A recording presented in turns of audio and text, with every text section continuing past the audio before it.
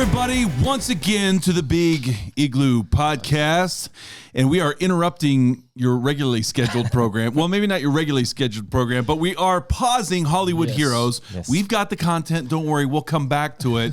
What's happening here is we're actually going to jump into the book of Ruth. Listen, we've rescued Jonah. Yeah. We've rescued Jonah's fellas. It's time we rescue Ruth. Let's do it. All right. So this series is going to be called Rescuing Ruth. Now, here's the reason is because I just recently preached a message here at the church. And depending on when this comes out, be maybe a week or two from when you're seeing this broadcast. But I had all this extra material, all this stuff that I couldn't put into a sermon.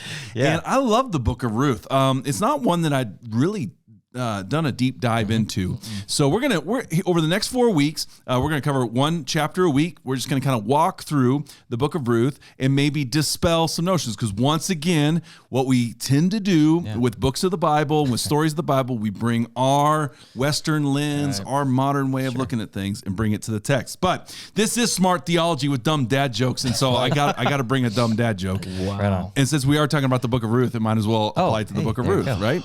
Okay, so Boaz, what's that? It's going to be about the candy bar, isn't it? Nope, not the candy bar. Nice try, though. I'm sure we can work one of those in by the end of the series. So Boaz is, kind of one of the main characters, right? So what kind of man was Boaz before he married Ruth? I don't know. He was ruthless. That's actually pretty good. I'm not gonna lie. All right, I got a pretty good from John. All right, so that's pretty good. I'll take it. All right, so here's what we're gonna do. We're gonna jump into Ruth chapter 1. Maybe before I do, I don't know. Maybe why don't you guys just hit me with some first impressions or just thoughts on the book of Ruth? Have you thought about this book? What are some things? I mean, don't give things away of where we're going necessarily, just. Where have you thought about where this fits in with the storyline? Well, I was going to say, Ruth, I've done little to no research at all. Okay. That's I don't even know if I've read through Ruth, honestly. Interesting. And so, I've got zero background. Okay. Other than your message. So you're a clean slate, I'm a clean slate, yeah. Yeah, absolutely. John, what about you? I have read it. I think to allude to what you're saying, we bring our own. Yeah. I've always viewed it as, just a love story. Not much more, to be honest. Okay, and you just said a key phrase there. That this is why I think we have to kind of rescue Ruth from the clutches of this. And you said that. You said a love story. Now, here's the thing. I think a lot of people, when they come to the text of Ruth, they do treat it as kind of this boy meets girl, romanticized, all of that. And because it's what we want to see. It's what we want to see, right? We are well, I'm not a Hallmark movie person. My wife is, right? Kris made that very clear in his message that he was not for Hallmark. Okay, come on. Let's talk about Hallmark for a second. Do you guys like them? No, absolutely. I don't. Travis, it strikes me a little bit odd. I figured you'd be, because, I am offended. Oh, no. No, because you love Christmas, right? Oh, yeah. So, none of those Christmas stories? No. That is really? The storyline is just atrocious. And it's like, good. I'm proud of you. I'm offended you thought of that. Yes, he was. Listen. I've got some friends, who love. It's not. I know men and women who both love and hate. Hey, Hallmark movies. Pastor Ron Lauber, is a huge fan of Hallmark. Loves Hallmark movies. He loves them. Yeah. See, there you go. Share that. No. Yeah, no. It is, and I do. I make fun of my wife because she would just watch them. I'm like, I don't care if you're just seeing this for the first time. You've seen this before. Absolutely. I could totally predict everything. Yeah. Well, I was going to say, it's just a recycled story over and over and over and over and over and over and over. Only the names have been changed, right? And maybe the city. Yeah, right. But anyway, we're not here to talk about Hallmark movies, but it says something to, yes, in Western society, we put a lot of emphasis on romance, attraction, things like that. When you go to the ancient world, and you don't have to really go to the ancient world, I'd say even up into, a couple hundred years ago, a lot of times people married out of status. They married out of necessity.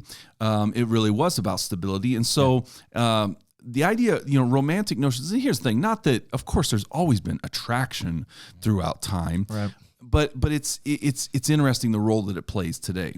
And especially with Western individualism, romantic relationships tend to be a lot more about self-fulfillment, which it maybe is why the divorce rate is as high as it is. Yeah. you know, because we bring this idea of you complete me, you know, and it's like, well, so here's what we got to do. We got to like remove some of that. So we're going to jump into the text here and just understand when Ruth and Boaz do meet, you got to kind of see some of the stuff that's going on behind the scenes. And so here's what we're going to do. We're going to go to chapter 1. I'm getting too far ahead of myself here. And I think I'm just going to read along and listen, I invite you guys, if there's something like, wait, hold on. If you have a question, because I'm going to kind of guide us through, feel free to interrupt me, interject anything here. Okay, here's what we're going to do. I'm just going to read along, and then I'm just going to hit us with some thoughts as we read. So, okay. Chapter 1, verse 1, it says, in the days when the judges ruled. Okay, hold up. Yep. Good job, Travis. So, Judges. Let's talk about that. So, I was going to say, Judges opens up with Joshua dying, right? Yep. And so Joshua's dead. They're in the middle of this kind of Canaan like conquest of purging the Canaanites from the promised land. And the book is just awful, right? I mean, it's like it starts out all right. Good. You know, in the, what is it? You know, I don't know if it's middle exactly, but you kind of have the whole thing with Deborah and Barak. Deborah rises to a judge, which is really interesting for the time, especially given women, their roles in a patriarchal society. You know, just, I mean, the Bible's just painting a picture of what was. It's not saying that, you know, that this is the way God wanted it, you know, for there to be patriarchy is what I'm saying. But I'm just saying, like, you do see that for a woman to rise up and lead, you know, she was a judge. In the relationship that with her and Barak and how they work together. But yeah, after that, it really goes downhill fast. It gets bloody. It gets very violent. Yeah. And I was gonna say the judges, the so-called like, you know, governing rulers. Yeah, it's like they look just like the Canaanites that they're trying to purge from the land. Yeah, or the Philistines. I mean, like think about Samson. Oh yeah. I mean, how many sermons, you know, or just, you know, John, you grew up, you know, in a house of faith and stuff, and you know, Samson gets celebrated like a hero. Yeah. But he's not. He's terrible. You know, I mean, the whole thing about, you know, like even some of the stories that we tell, you know, like him taking the jawbone of a donkey, you know, and kill people, and then eating the honey from a lion's carcass. He's not supposed to touch dead things. Yeah. He's a Nazarite. He's not supposed to do that, and he's doing these things. Right. And we kind of celebrate some of those stories sometimes. It's like, it just shows that, listen, the Bible will show us that people are a mixed bag. Sure. Mm-hmm. Yeah. You know what I mean? Absolutely. I mean, and he's, of course, hanging out with Delilah, shouldn't be doing that, you know. But it's, you know, there's some redemption that happens for Samson, you know, towards the end, kind of this, you know, self-sacrificing mission. But he shouldn't have been there in the first place. Right. Well, and it's so interesting that Judges ends with, and Israel didn't have a king. Or it's like, you know, and it's so interesting because it's like, I was reading this through a recent class that I took with, you know, my college courses. And the professor just kind of, he chirped in. It's like, I guess a lot of scholars will say, you know, this is kind of alluding to the monarchy. But he's like, I view it as more of the author is kind of hitting, you know, this point to the reader that is like, Israel's not recognizing their true king. Yeah. And, you know, it's like, because God did want to be their true king. Yeah. Yeah, absolutely. And just, I mean, it just reflects so much in all the judges. It's like, you see this character flaw as the story progresses. That, it's like definitely they were not living godly lives at all. Which is an interesting pattern. If you look at the Old Testament, you're going to get little glimpses here and there throughout. So whether it is someone, you know, like a Samson or like a Deborah, or like you see these leaders that can have these amazing qualities, but they're flawed. Sure. Right. You know, and God has promised, you know, God basically has promised that he would send one who would rule. You know, ever since Genesis, we're looking for the one who will crush the serpent. We're looking for that. And it's like, what is it, Moses? Well, no, I mean, kind of, but no. But, you know, we're looking for this prophet, priest, king, you know, that's to come. And so you see these patterns play out. And like you said, through the book of Judges, we get to the end of it. And it's like, wow, it's definitely none of these people, right? Which sets us up then for 1st and 2nd Samuel, you know, because then even Saul, when he's appointed, well, he looks good. He looks the part, you know, but he's not, you know. And then even David comes along. And ultimately, when David comes along, he'll do some things really well. He'll honor God.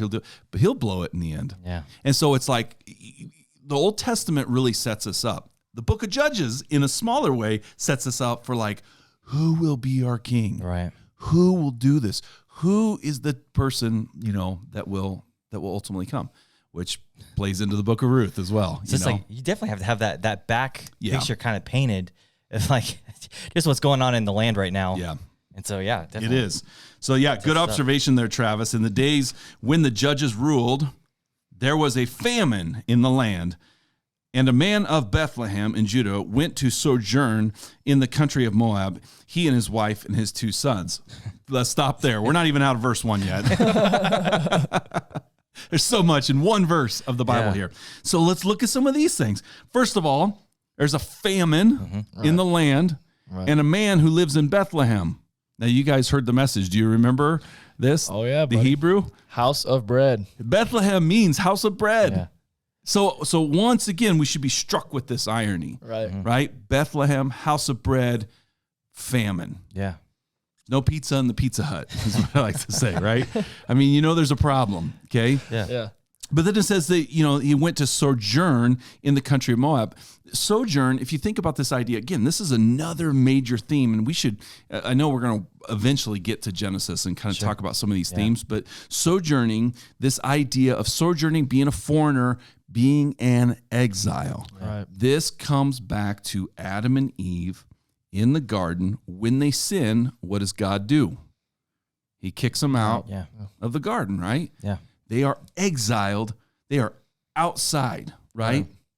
Now God comes along and says, hey, I'll give you a land of promise. Yeah. Well, we see that. But what do we see with these people here? They're leaving the land of promise. Which is so crazy because it's like they just got there. Yeah. Right? I mean, Judges is, I mean, there's somewhat established. Yeah. But it's just like, and then going back into Moab, it's like, right. I mean, and I'm sure I'm jumping up quite a bit, but it's like, yeah, it just seems like you guys just got here. You just got to the promised land. And you're, yeah, and it might seem like just I don't have a timeline in front of me, but there's probably a few hundred years here. Okay. Yeah, I don't know the span of time Judges. in the book of Judges. That's a good thing. We should probably look into that. Yeah. But they've been in there because I know that the ark rested at Shiloh. So before it goes to Jerusalem, that was for 400 years.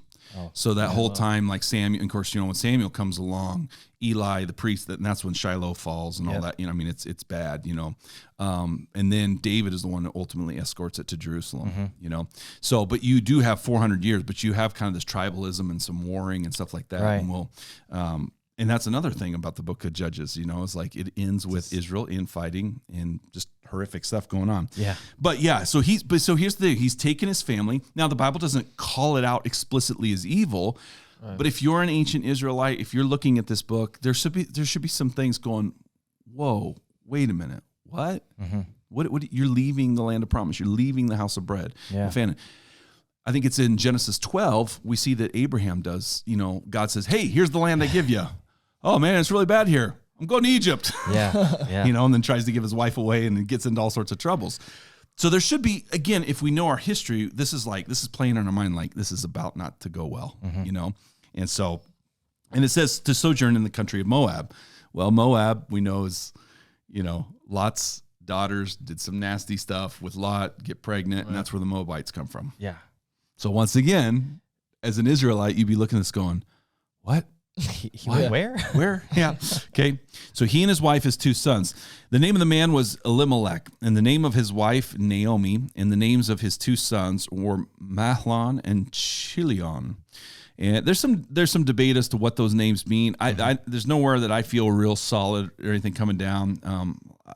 Best I can tell is that it's pretty uncertain. Now, Tim Keller, one thing I did find from him, he believes they're Canaanite names. Now, I couldn't find where he got that or whatever, but again, that would be an interesting piece. I want to just throw a huge disclaimer out there, things that I'll tell you things I'm certain about, but you can have some fun with, well, it could be this way, it could be this way. That could factor into the story, but just want you to know, I couldn't find any consensus among the scholars in that regard. So they were Ephrathites from Bethlehem in Judah. They went into the country of Moab and remained there.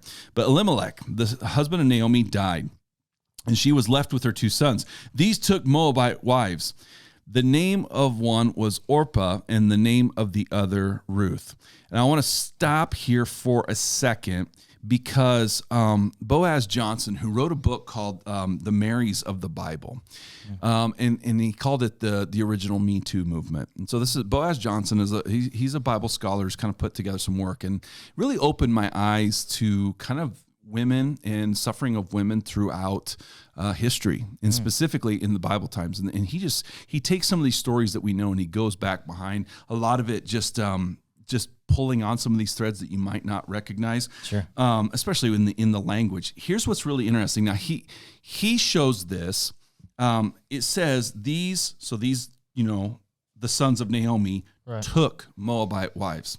Let me read you, because sometimes words will get repeated in the Bible.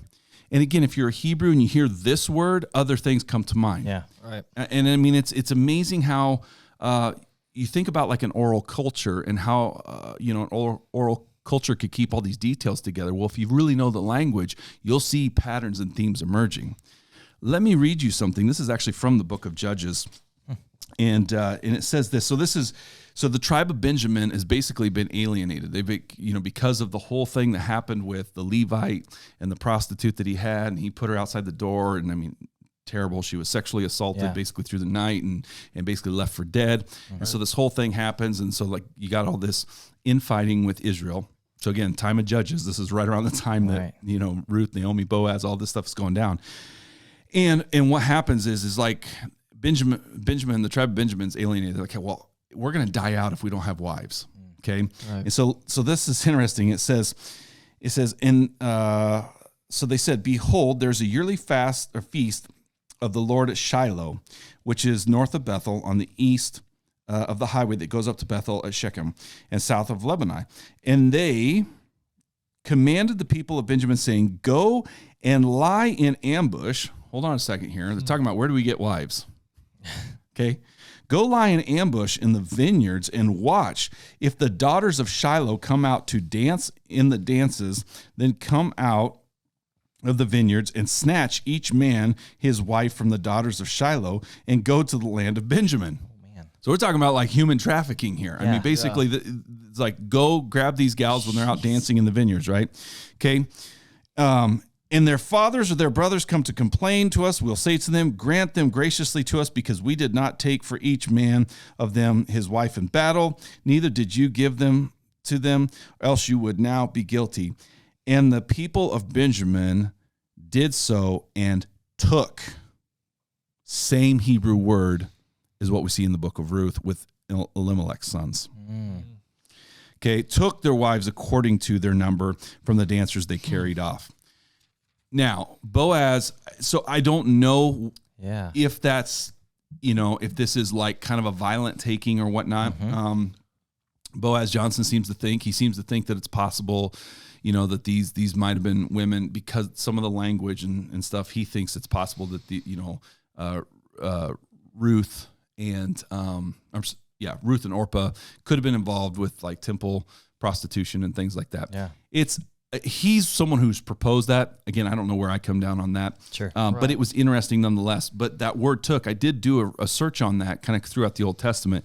And with that word, when it comes to people, there's never really a positive example of that. So at least in some sense, it could appear that at the very least, the idea of these taking these wives is at the very least probably not a good thing. Right. That in the manner in which they do now. The exact details behind it, I don't know for sure. And so anyway, so these guys take them. Well, then they lived there about 10 years, and both Mahlon and Chilion died, so that the woman was left without her two sons and her husband. So pause the story here. Right. We're going to go, you've got Naomi, who's in a foreign land. Right. Doesn't have any provision from her husband. Has no provision from her two sons. Sons were the means of provision. Right. You know what I mean? And so sons were the means, like that was your retirement plan. Yeah. It's your 401k right there. Your 401k, absolutely, yeah. And what just happened with Naomi's? Yeah, market crash. Had a Great Depression there. Yeah. I mean, seriously, that's really what's happened with her. Huh. Okay. And so she arose with her daughters-in-law to return from the country of Moab, for she had heard in the fields of Moab that the Lord had visited his people and given them food. So somehow she's getting word back from Israel. Okay. Yeah. So she sent out from the place where she was and with her two daughters-in-law, and they went on the way to return to the land of Judah. But Naomi said to her two daughters-in-law, go return each of you to her mother's house. May the Lord deal kindly with you. I'm going to pause right there for a second. That word kindly is the word hesed. Right. Hesed in the Old Testament speaks of this covenant love, to deal kindly, everlasting love. If you see, you know, those kind of phrases, most often it's usually Hesed that's behind it. And it's always this idea that the benefactor, you know, the other person brings nothing to the table. It's completely at the mercy of the benefactor. And this is often said of God, that this is how God deals with his people, with this Hesed, with this everlasting love, with this kindness. And so she's praying that the Lord, and that is Yahweh. So she's not saying God, Elohim. Naomi's calling to the Lord, Yahweh. Right. May Yahweh deal kindly with you as you have dealt with the dead and with me. The Lord grant that you may find rest, each of you in the house of her husband. She then kissed them, lifted up their voices, and wept. And they said to her, no, we will return with you to your people. But Naomi said, turn back, my daughters. Why will you go with me? Have I yet sons in my womb that they may become your husbands? So in other words, I don't have a financial plan for you. Right. Yeah. There's nothing I can do for you. Like, you know, she says, turn back, go your way, for I'm too old to have a husband. If I should say I have hope, even if I should have a husband this night and should bear sons, would you therefore wait till they were grown? Would you therefore refrain from marrying? So again, what she's saying is, listen, your best bet is to turn around, go back home. I'm going to Israel. So it's interesting, especially in light of you saying the took and how that's like a bad, the loyalty that seems to be here. Yeah, it is. If it was under bad precepts, you know, like it's just interesting to see that not only does it seem like Ruth and Orph is being loyal, but also Naomi is being just loyal to them. Yeah. So here's a possibility. Right. Yeah, and again, we can meditate on this. I can't say for sure. Right. Sure. It most likely was Elimelech's decision to move. What if Naomi didn't want to move? Right. Probably didn't matter. Yeah. Right. If he said we're moving, they're probably moving, okay? If her sons were nasty, wicked boys, and we don't know for sure, but this is a possibility, but if they were just nasty, wicked boys and all of this stuff happens, and if all of this, you know, what if Naomi's sitting there saying, okay, this is God's judgment. Now, I want to be careful. The text does not explicitly tell us that. There's clues that make us think maybe, right, but we don't even really see God directly intervening in all this anyway, you know? But I will say this, ancient people had a way higher view of God's sovereignty than we do today. All right? 'Cause we'll see that here in a second. But I'm kind of like, I think I know where you might be tracking, Jon, and that is this. There must have been something about Naomi's life that demonstrated to these two women that she was a person of character. Right. The fact that they would leave their own country to go with her. Yeah. It is interesting. And be willing to, because like you said, husbands is the women's livelihood at that time. Right. And for them to be willing to stay with Naomi and not have that livelihood that they did before or could still have. Yeah. Just interesting. It is. Yeah. It is. So again, that last little bit's all speculation. Just be careful there. But it is interesting nonetheless. Now here's what's interesting. She says, no, my daughters, for it is exceedingly bitter. That's a key word right there. Yeah. You know what the Hebrew word for bitter is? Mara. It's actually where we get the word Mary. Mary means bitter. A lot of times the name Mary comes out of the bitterness of their experience. Yeah. Oh, wow. Interesting. Which is another thing Boaz Johnson points out in his book, The Marys of the Bible. Like for the history of women in the Bible, it's often a bitter existence. Yeah. So, yeah. Wow. So it's exceedingly bitter to me, for your sake, that the hand of the Lord has gone out against me. Now, this is what Naomi's saying. She's viewing this through this lens of like, you know, man, God has struck me. These are her words. These are what she's saying. And I know that makes us all uncomfortable. Like, and I think there's a couple ways you can look at this. I even thought about this in my preparation, you know, for the sermon was, you know, sometimes we can have this weird view where we're like, you know, well, I just thought with my brother-in-law's oyster farm that he was growing, this is going to be the next biggest thing. And I gave him all my life's money. You know, it's like, well, why did God do that? It's like, well, yeah. You kind of did some stupid stuff there. Like, was God really involved in that? Sure. In the same way, it's like we could look at this and go, Elimelech, what are you thinking? You're leaving the promised land to go to a people that worship other gods. Like, you know, so we could look at Naomi and be like, what's your problem, Naomi? What do you mean God's dealt harshly with you? Right. But here's the thing. When it comes down to the sovereignty picture, though, no matter what, no matter what, you will always come, whenever calamity or tragedy befalls us in life, you'll always get to the question of, but why didn't God intervene? Yeah. Right. You know, and I mean, and that's a $1 million question. A lot of Sure. times I don't, you know, let's go back to the book of Job. Right. Why is this going on? Yeah. So I just had a thought. Yeah. If looking through most of the New Testament, or sorry, the Old Testament, Yeah. right when from Moses, from Abraham really on, there's this kind of this pattern that is like we find rest, and then the people sin, Yeah. and then God sends judgment. They're oppressed, Right.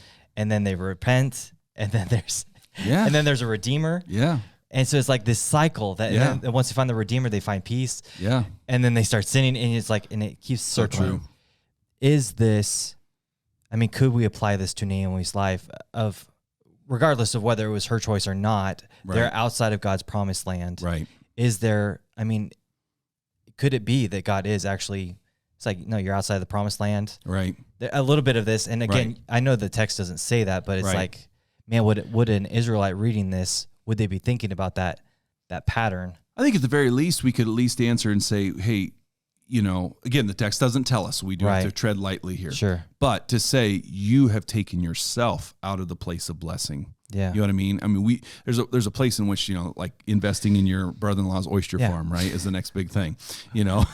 Right. like, you know, if that goes against wisdom, if that goes against established, you know, and plus, especially if your brother-in-law has not been a trustworthy person, right? Right. There's ways we can act, and it's like God doesn't have to do anything. It's Sure. just the actions of, there are certain things he has blessed and cursed, right?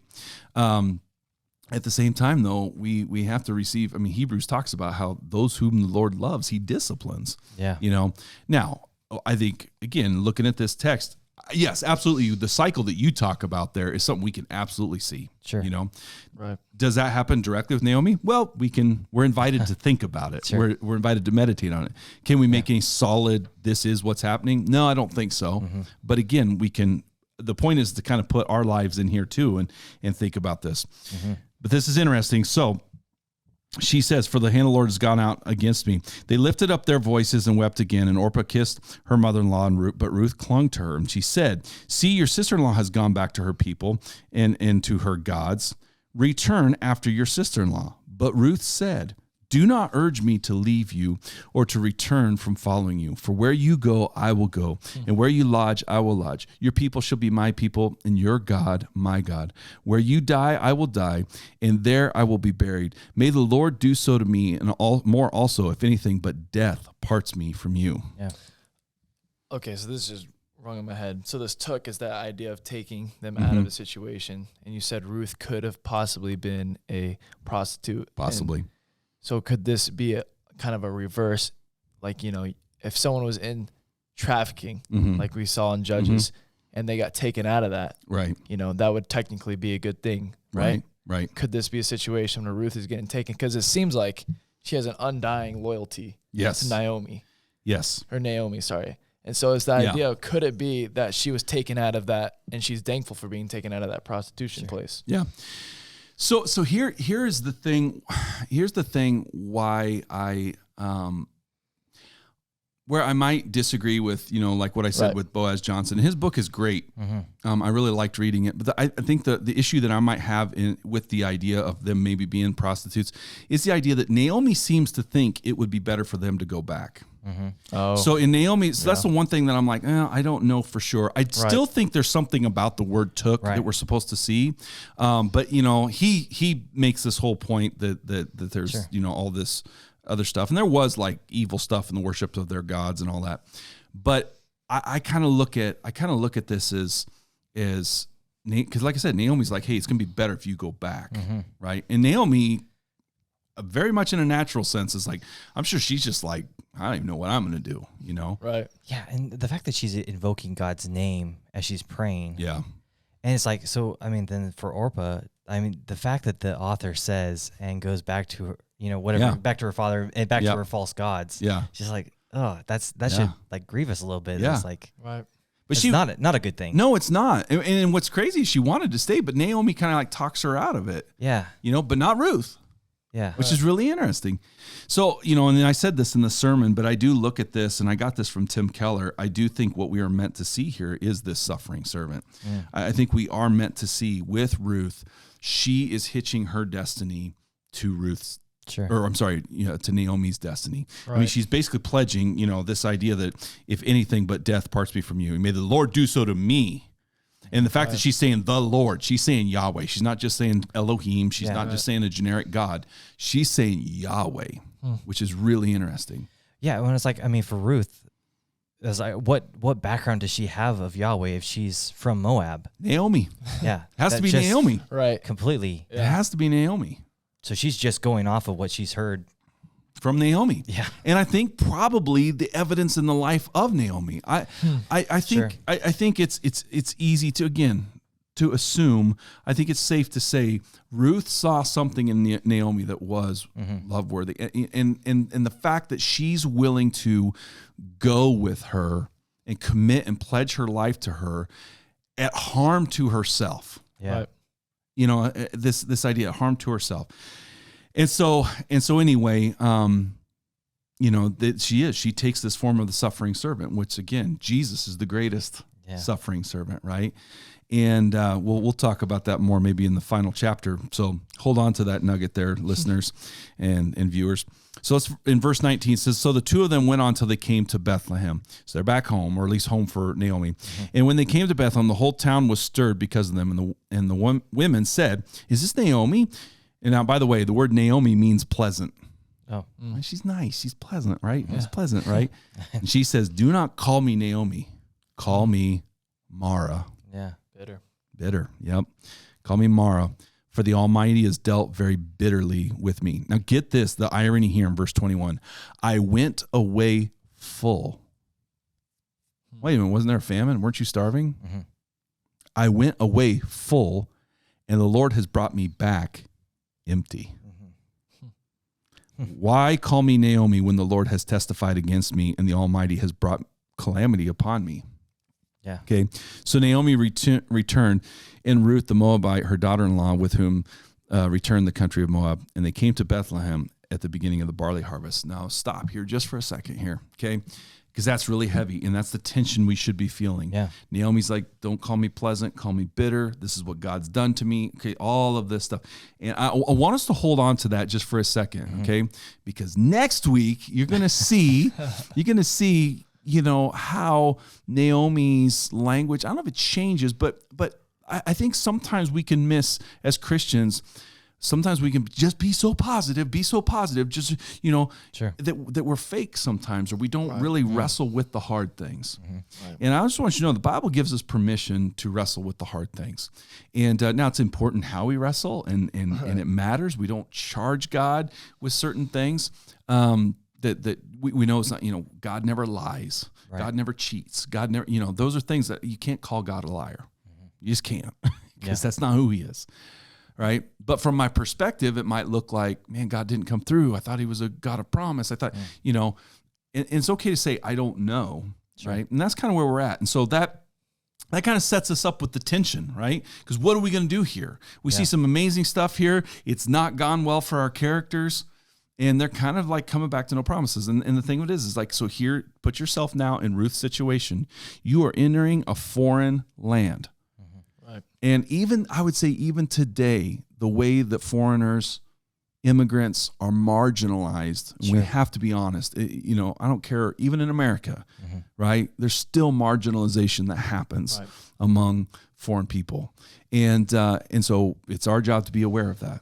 God calls us to be people of justice. Right. So that's kind of where we're leaving it there, What do you think? What are your thoughts? Give me some closing thoughts here.